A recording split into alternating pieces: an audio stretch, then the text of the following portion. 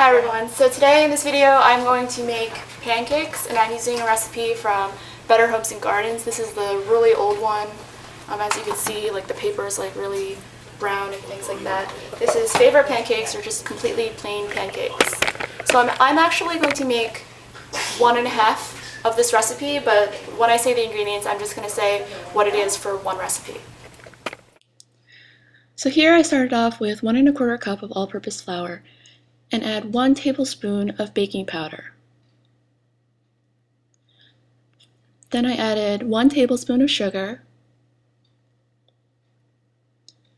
and then ½ a teaspoon of salt. So I sift my dry ingredients together and then get my wet ingredients together. So I start off with 1 beaten egg. Make sure you wash your hands after you handle raw egg. And then I measure out 1 cup of milk. And then you need oil, and I had to go look for it.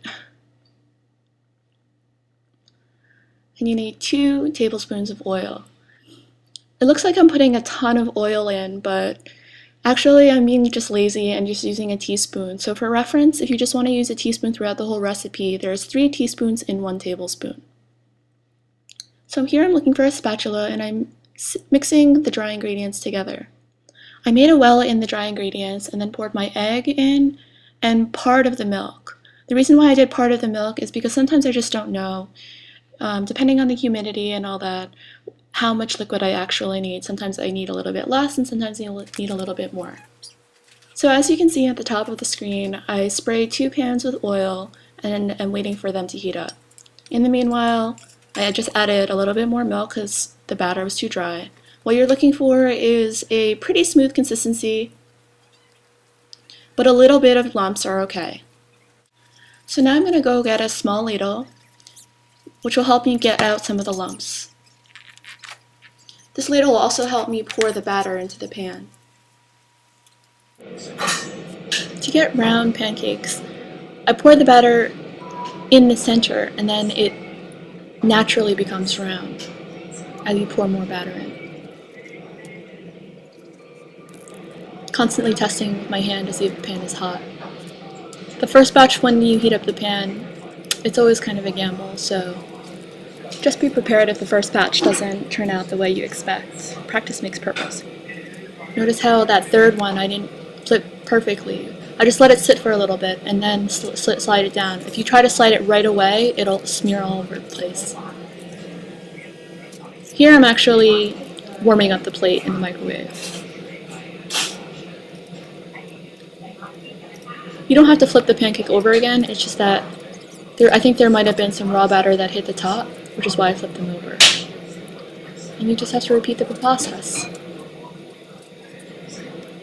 Try not to let the pancake batter smush together, but if it does, it's not the end of the world. As you can see here, I kind of sliced it apart.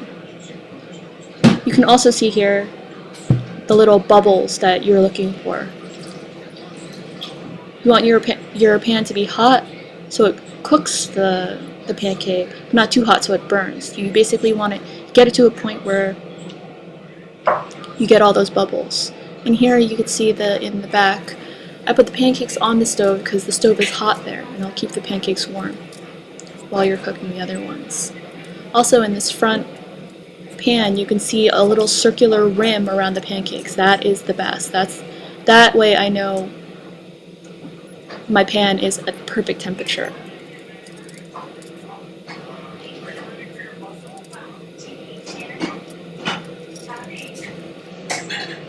And there you have it.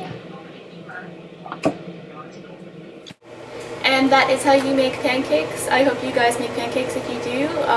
And try this recipe out. Please leave a comment down below or leave a video response. I'd love to hear from you. I hope you're having a great day and I'll see you soon. Bye!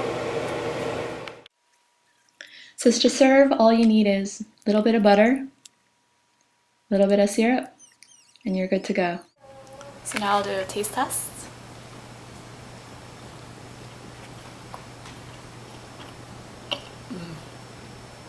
So good. It's really good.